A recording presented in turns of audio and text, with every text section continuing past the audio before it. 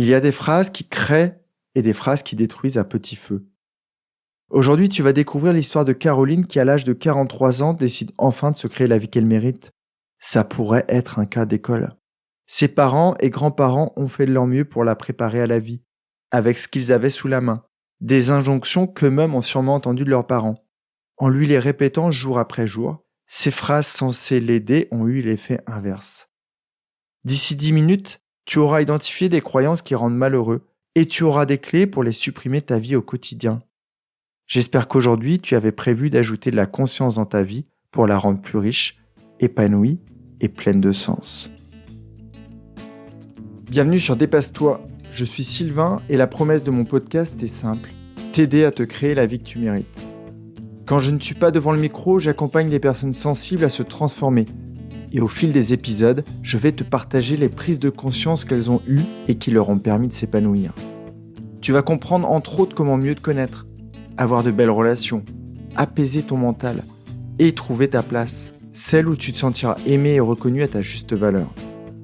Si tu veux profiter de tout ce que j'ai à t'offrir, abonne-toi à mon courrier privé sur sylvainviens.com. Installe-toi confortablement, je te souhaite une très belle écoute. J'aurais aimé commencer cet épisode par un superbe avis 5 étoiles, mais pour être honnête et transparent avec toi, mon stock est vide. Je vois certains podcasts bien moins écoutés que le mien crouler sous les avis. Donc si tu as une idée pour en obtenir sans passer par créer la culpabilité, en acheter ou les échanger, fais-moi signe. Et toi, si tu as juste envie de m'aider et que tu ne l'as pas encore fait, je serais super heureux de te lire. Revenons à notre sujet du jour, ces injonctions qui créent des comportements quotidiens rendant la vie compliquée. Caroline a aujourd'hui 43 ans et elle devrait se sentir heureuse. Elle est cadre dans une banque et trouve du sens à son métier. Elle a une belle maison dans une banlieue chic. Elle a 3 enfants qui sont sur les rails, avec potentiellement la même trajectoire qu'elle, d'où l'importance de l'ajuster au mieux. Elle a une voiture dernier cri qu'elle branche devant chez elle tous les soirs.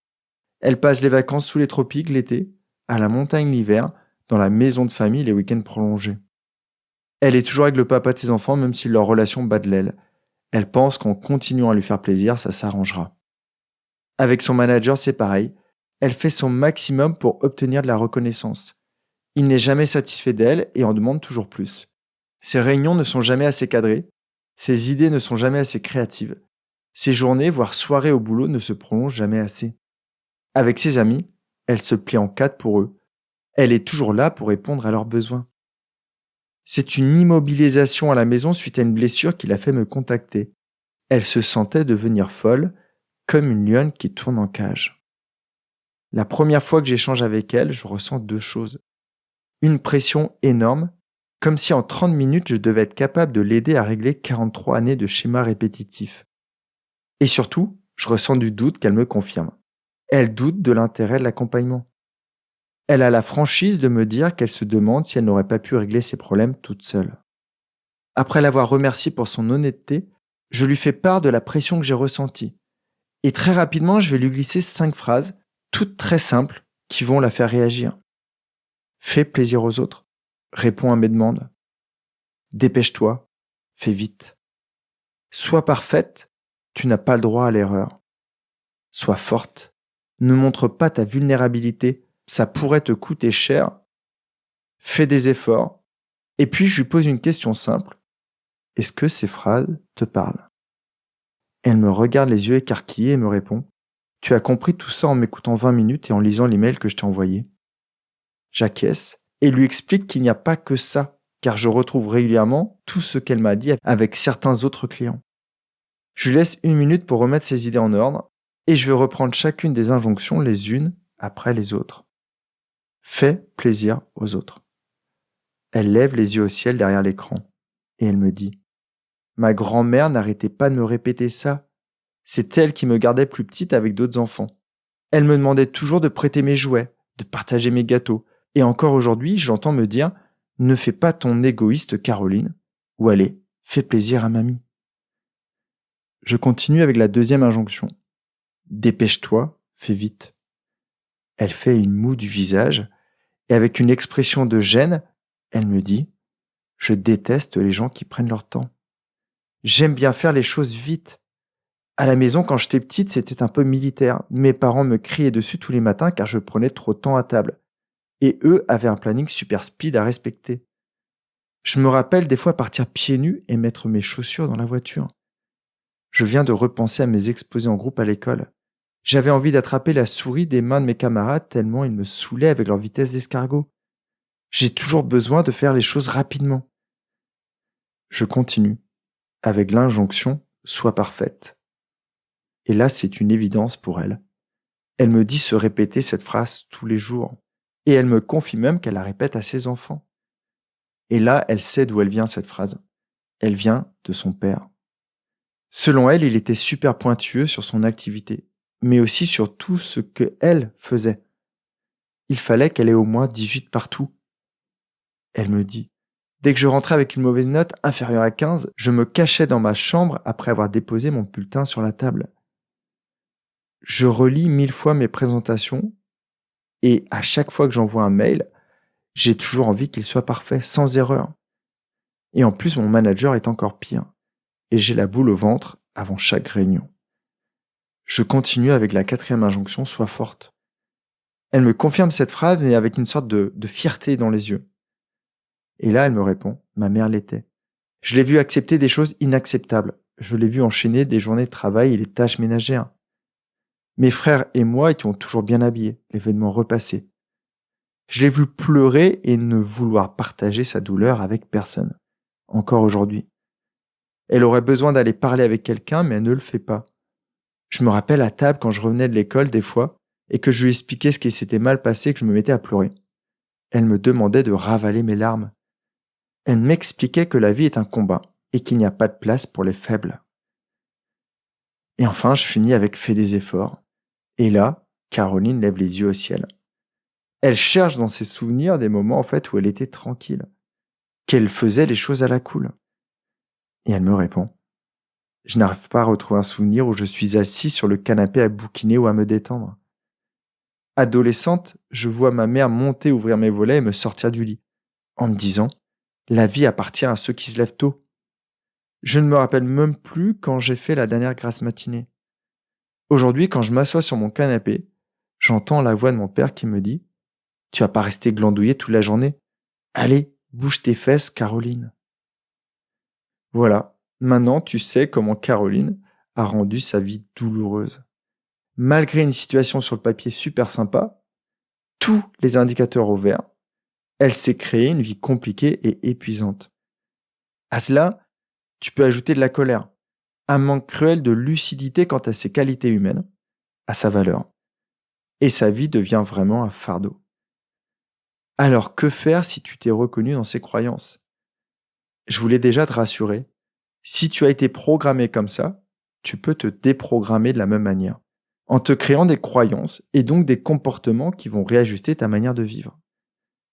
Tu peux aussi te rassurer dans le sens où toutes ces injonctions ne sont pas mauvaises en soi. L'injonction « sois parfait » te permet de fournir un travail de qualité et une attention particulière aux détails. Mais cette injonction peut aussi te bloquer à cause de la peur de l'échec et bien sûr générer du stress et de l'anxiété au quotidien. Le fait des efforts encourage la volonté, la persévérance et la réalisation de tes objectifs. Mais il peut mener au burn-out, à l'épuisement et à ne jamais te reposer suffisamment. Le soi fort peut t'aider à traverser des moments de crise et développer une belle résilience. Il peut aussi t'isoler, t'interdisant de demander de l'aide. L'injonction fait plaisir te permet de créer de l'empathie, de la bienveillance et t'aide à créer de belles relations. Mais cette injonction peut aussi t'épuiser, te donner envie de te négliger et de te rendre dépendant des autres et de leur retour. Et enfin, le dépêche-toi peut te rendre efficace et améliorer ta gestion du temps. Mais il peut aussi te rendre incapable de profiter du moment présent et dans certains cas, te faire te précipiter. Alors comment sortir de ces comportements ? Comment mettre le curseur à sa juste place ? Comment équilibrer tout ça ? La première clé contre la perfection, le soi parfait, c'est de te rendre compte que tu n'as pas besoin de toujours rendre une copie parfaite. Si tu portes un de tes vêtements sous un autre, il n'a peut-être pas besoin d'être repassé parfaitement. Si tu animes une réunion, le support n'a pas besoin d'être designé pendant des heures. Moi, je te conseille de noter tous ces petits trucs imparfaits que tu fais et qui fonctionnent. Mes épisodes ne sont jamais parfaits, et pourtant, chacun d'entre eux se diffuse dans le monde entier. La deuxième clé, contre le besoin continu de faire des efforts, c'est de te rendre compte que tu en fais déjà beaucoup, et qu'en faisant juste de ton mieux, c'est largement suffisant. C'est bien de te mettre un minimum de pression pour te bouger, avancer, évoluer.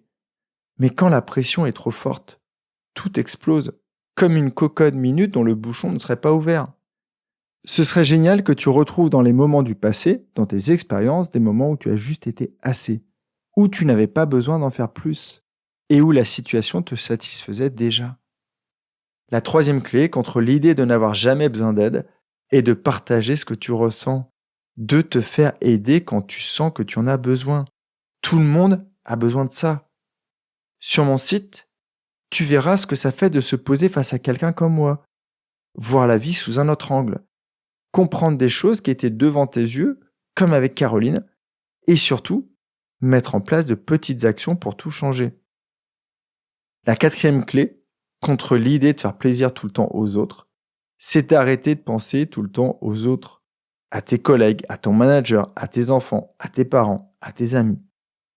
Toi aussi, tu as besoin de te faire plaisir, de t'accorder des moments rien que pour toi. Donc, le conseil que j'aurais envie de te donner, c'est liste ce que tu aimerais faire et que tu ne fais jamais, ou pas suffisamment. Ça peut être de te poser sur la hauteur de ton village du sud pour lire un livre, comme une de mes clientes. Ça peut être de t'offrir un massage au spa du coin, ou juste t'offrir un bon bain chaud dans ta baignoire, par exemple tous les week-ends. La dernière clé pour arrêter de te dépêcher, de courir après le temps, je vais la réserver à mes abonnés. Alors si tu ne reçois pas encore ma lettre du jeudi, la newsletter, le lien est dans les commentaires. Je te souhaite de faire comme Caroline et de décider de te créer la vie que tu mérites. Ne crois pas que c'est compliqué, douloureux et long. Ça peut être tout le contraire. Ça peut être simple, agréable, et de toutes petites actions peuvent rapidement et radicalement changer ton quotidien. Prends bien soin de toi, je t'envoie plein de belles énergies pour ça, et je te dis à jeudi. Bye bye. Si tu as aimé cet épisode, il plaira sûrement à un de tes proches, alors pense à le lui partager tout de suite. J'espère aussi qu'il te donnera envie de me laisser un avis 5 étoiles sur ta plateforme d'écoute. On se retrouve jeudi dans mon courrier pour faire encore un pas de plus vers la vie que tu mérites. Prends vraiment bien soin de toi et passe une très belle journée. Bye bye.